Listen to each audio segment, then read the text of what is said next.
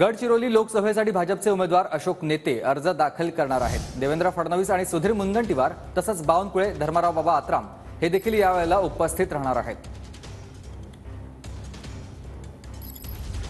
नेमका काय म्हणाल, आज तुम्ही नामांकन दाखल करीत आहात, एक मोठा जनसमुदाय तुमच्या मागे आहे, काय म्हणाल? भारतीय जनता पार्टीच्या वतीने मी अधिकृत उमेदवार म्हणून गडचिरोली चिमूर लोकसभा क्षेत्राकरता नामांकन अर्ज दाखल करत आहे।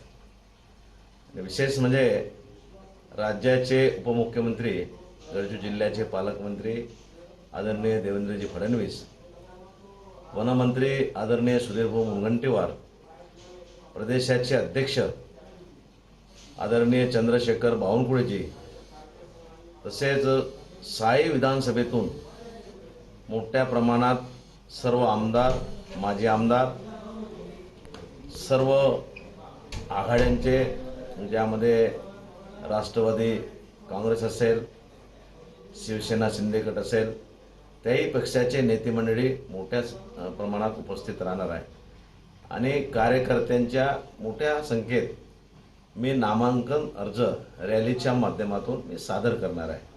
कॅमेरामॅन जीवन कुमार सोबत मी M D Irfan, TV9 Gadchiroli.